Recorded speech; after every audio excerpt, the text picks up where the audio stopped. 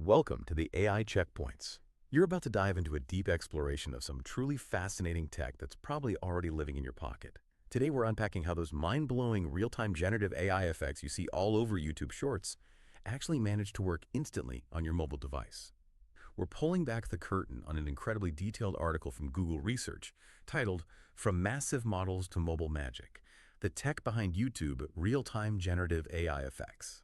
This was penned by software engineers Andrei Fakunov and Adam Feisten, and it really gives us the full roadmap. Our mission today is to understand the magic behind bridging that truly massive gap between these gargantuan AI models, the kind that need server farms just to breathe, and the computational limitation of your tiny mobile phone. All of this while keeping your face looking unmistakably you.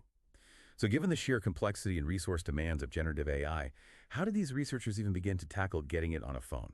What was their core, ingenious breakthrough that bridged that massive gap? That's the perfect question to start with. The core challenge they set out to solve, as the article highlights, is how you take cutting-edge, resource-intensive generative AI. The kind that can do incredible cartoon-style transfers or realistic makeup effects and make it run smoothly and instantly in your phone's camera. Instantly is the key word there. Absolutely. It's not just about getting it to work, but getting it to work in real time with zero lag so it feels truly interactive. The real trick is how you shrink something so big, so complex, without losing its creative power. So what does this all mean for us, the users, or the creators on YouTube Shorts? The Google research article points to knowledge distillation as their ingenious solution. It sounds kind of like having a master chef who knows how to make the most complex, exquisite dish in the world. Right. And then that master chef teaches a brilliant apprentice how to make that exact same dish, but in a super efficient, streamlined way that an everyday restaurant could actually pull off during a busy dinner rush. Is that sort of the idea? Yeah, precisely. That's a great analogy. The broader implication here is that knowledge distillation is a method where the vast capabilities of a large, powerful teacher model are transferred into a much smaller, faster student model. The teacher is exceptionally good at creating the desired visual effect, say, turning you into a cartoon character with perfect detail, but it's far too slow and resource-heavy for real-time use on a mobile device. Okay. The student, however, is designed specifically for extreme efficiency, focusing intensely on a single task so it can process video frame by frame directly on your phone with barely a blink. And the article mentions this approach has already launched over 20 real-time effects on YouTube Shorts. 20 effects. That's a fantastic start. It is. But does this approach have any inherent limitations? For instance, are there certain types of generative effects that are still just too complex for even the most efficient student model to handle in real time on a phone? Or is this distillation truly scalable to any effect? That's a critical point. And yeah, there are always frontiers, always things that are pushing the limits. The real insight here, though, is that knowledge distillation isn't just about shrinking models. It's about fundamentally democratizing advanced AI, moving it from massive data centers into your pocket. Right, making it accessible. Exactly. This means personalization and real-time interaction become feasible for billions, representing a paradigm shift for user-generated content. For certain highly complex, multi-layered effects, they might still be pushing the boundaries of what a mobile student can achieve with current hardware, sure, but the principle is sound and continuously improving. So we've established this elegant teacher-student dynamic.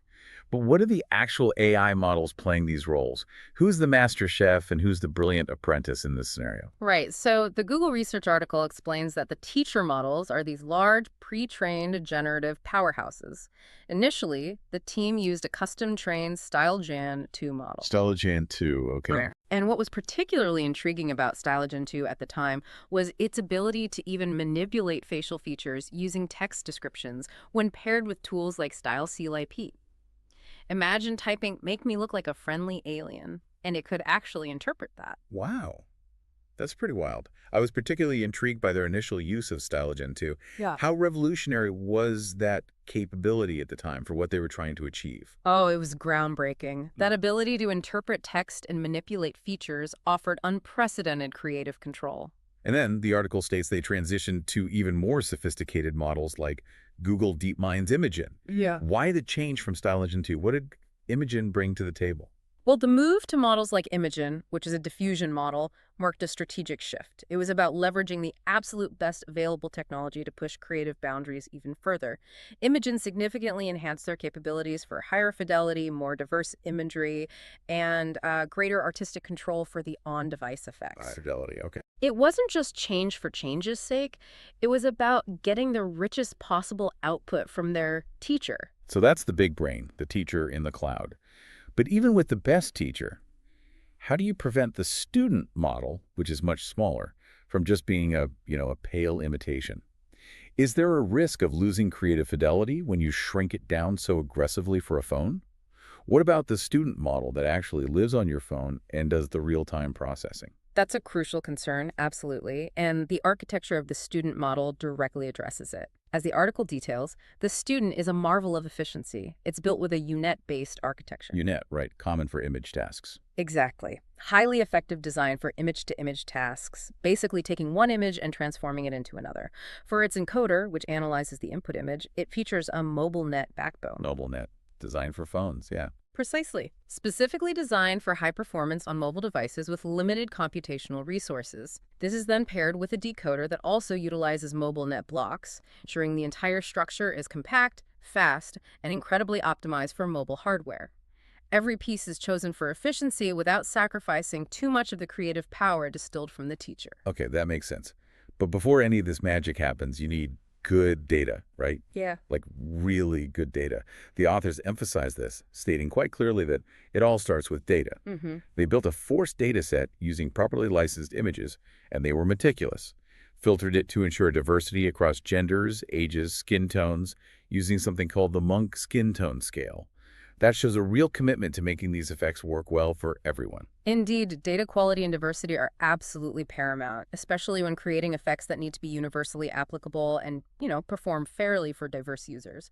This level of meticulous curation ensures broad applicability, preventing the kind of biases that can emerge from imbalanced data sets. Yeah, you definitely don't want that. You want your AI to work for all faces, not just a subset. All right, so with all this meticulous data in hand, how does the teacher truly impart its wisdom to the student? This is where the actual distillation gets incredibly smart, starting with how they generate the training data, right? Absolutely. For data generation, as the article outlines, they process a truly large data set of images through that powerful teacher model. This creates thousands, potentially millions of before and after image pairs. Okay, so original image, then the teacher's output. Exactly. So you have the original image of a person, and then what the teacher model transforms it into, say, the cartoon version. Crucially, they incorporate augmentations during this step, Augmentations, like what? like adding AR glasses, sunglasses, or even synthetic hands to create occlusions, like if your hand was partially covering your face. Ah, okay, to make it more robust. Precisely. This creates a much richer and more varied training environment for the student model to learn from, making it tougher and more reliable in real-world scenarios. And then comes the actual student training. How do they fine-tune this student model to not only be fast, but also produce, visually stunning results? Right, so the student model is then trained on these massive numbers of generated paired images.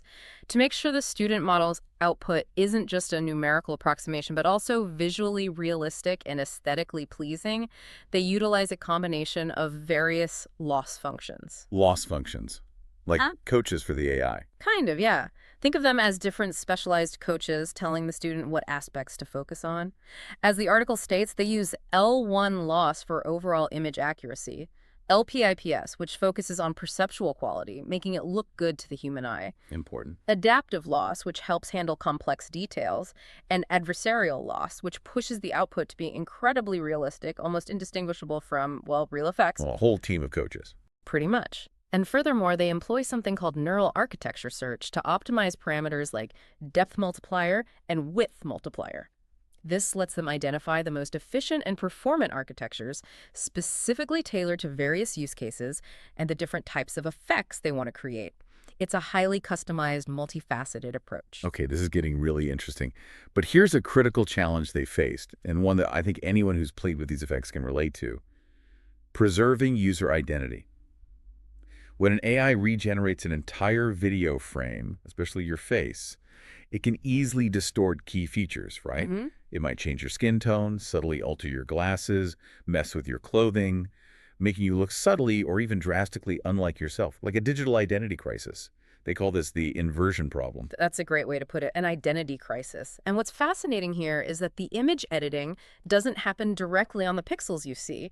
Instead, as the article details, it happens in what's called latent space. Latent space, Huh? that compressed representation. Exactly. A compressed numerical representation where meaningful features of an image are encoded. Think of it like a highly efficient, abstract language the AI uses to describe faces.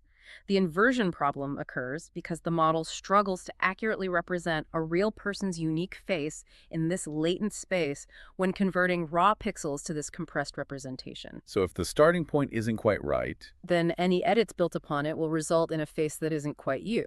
so how do they solve this identity crisis and make sure you still look like yourself, even if you've been turned into a zombie or a cartoon? The article points to a sophisticated technique called pivotal tuning inversion, or PTI. This sounds complex. It is clever. PTI is a really neat solution to preserve identity. First, your original image is transformed into an embedding, which they refer to as a pivotal code. A digital fingerprint of my face. Sort of, yeah. Think of this as a highly condensed, unique digital fingerprint of your face, capturing its essential characteristics in a way the AI understands. This is done using an encoder. Then, an initial inversion with a generator creates a representation. Now, this initial version might not be perfect. It might lack some fine details. Yep. The second crucial step is fine-tuning that generator using an iterative PTI process, specifically for your unique face. So it customizes the generator just for me. Exactly. This creates a brand new customized generator that's much, much better at preserving your specific identity and unique details. Then they apply the desired effect by editing that embedding, often using techniques like Style CLIP, before finally generating your edited image with that newly fine-tuned generator. Wow. This multi-step process ensures that you still look like you, even when a cartoon effect is applied. That's incredible. So PTI isn't just a generic fix. It's about customizing the AI for my specific face in real time. That feels like a huge step. But what's the broader significance of solving this identity crisis in generative AI? Yeah. Does it pave the way for things beyond just fun YouTube Shorts effects? Oh, absolutely. This isn't just a technical fix for cartoon filters. It's a critical step towards building trust in generative AI.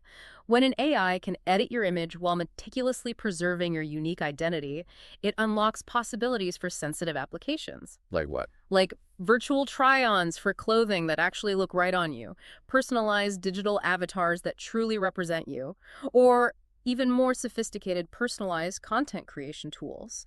It validates the user's presence, ensuring their digital representation remains authentic. That makes a lot of sense. Okay, so once this student model is perfectly trained, knows how to keep me looking like me, and has learned all these tricks, how does it actually run on my phone without, melting it?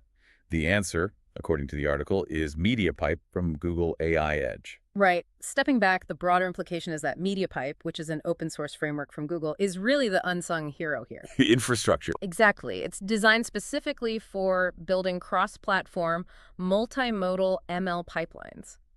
Essentially, it's the robust infrastructure that integrates the student model into a super efficient on-device solution.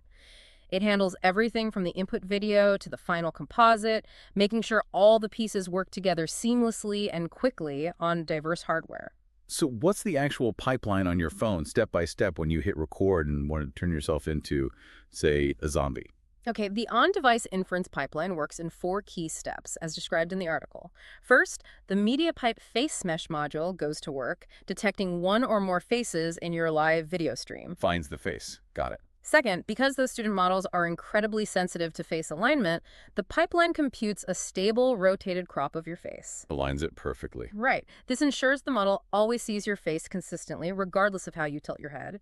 Third, this perfectly cropped and aligned image is converted into a tensor. The AI's language. Yep, the structured numerical data format AI models use and fed directly into that lean, mean student model. Finally, the student model applies the effect, whether it's a smile effect or a cartoon style, and the resulting image is warped back and seamlessly composited onto the original video frame, all in real time. Giving you that instant feedback. Exactly. And crucially, it needs to be fast to feel responsive. The article states these experiences need to run at a minimum of 30 frames per second. That means the entire pipeline, Detection to composite must execute faster than 33 milliseconds per frame. That's an incredibly tight window for a phone. It really is. And you mentioned specific chips earlier, like the Tensor G3 and iPhone GPU. How crucial is this hardware optimization to making this mobile magic feel so seamless across all sorts of different devices? Oh, it's absolutely critical. These figures underscore a key point. This level of real-time AI isn't just about clever software, it's a testament to incredible hardware-software co-optimization. Leveraging dedicated mobile AI accelerators like the ones in Tensor chips or Apple Silicon is paramount. So the chip matters a lot. Hugely. The article cites those impressive inference latencies, around 6 milliseconds for a Pixel 8 Pro on Google's Tensor G3, 10.6 milliseconds for an iPhone 13 using its GPU. These aren't just numbers. They represent a massive engineering effort to ensure the experience is smooth and responsive for everyone, not just those with the latest flagship phone. Right. This truly democratizes access to these advanced effects. So pulling it all together, what does this mean for you, the person watching this, whether you're a YouTube Shorts creator looking for new tools or just a viewer enjoying these fun interactive effects? Well, this technology has been a crucial element of YouTube Shorts since 2023. It enabled the successful launch of numerous popular features and effects, significantly expanding the creative possibilities for creators. We're talking about expression-based effects like Never Blink and Always Smile. Those are fun. Yeah, and Halloween-themed masks like Risen Zombie or even immersive full-frame effects such as Tomb 2. It's about putting advanced, previously inaccessible AI tools directly into people's hands. They're not just creating effects. They're bridging the literal gap between massive generative models living in the cloud and the strict computational constraints of the mobile hardware we carry in our pockets. The article also highlights that they're actively working on integrating their newest models, like VO3, and significantly reducing latency for entry-level devices. That seems like a big ongoing push. It is. What's the biggest challenge they likely face in continuing to push this envelope for even broader access on cheaper phones? I think the biggest ongoing challenge is always maintaining that delicate balance between fidelity, how good the effect looks, and efficiency, how fast it runs, especially as models become even more complex. As they integrate new, more powerful models like VO3, the constant goal is to make these high-quality effects accessible on the widest possible range of devices, reducing latency even for entry-level phones. It truly demonstrates a commitment to the democratization of cutting-edge AI, pushing the boundaries of what on-device computing can achieve. What an incredible deep dive. Seriously fascinating stuff behind those fun, real-time AI effects on YouTube Shorts. From the core concept of knowledge distillation, where a powerful teacher model trains a nimble student, to the intricate dance of pivotal tuning inversion that preserves your unique face. Yeah, the PTI part is key. It's just clear there's a huge amount of innovation and really clever engineering going into making complex AI accessible on the devices we carry every single day. It truly showcases how fundamental research in areas like machine intelligence, generative AI, and mobile systems directly translates into tangible, creative applications for millions, even billions of users. This ability to shrink powerful models while meticulously preserving fidelity and user identity is a significant advancement, not just for user-generated content, but really for the future of on-device AI in general. So for you listening, the next time you see a cool AI effect on a short video, or maybe even use one yourself, take a moment to consider the incredible engineering and computational wizardry that went into making that seamless experience happen right there on your phone, instantly. Hit like and subscribe if you like the content. See you next time.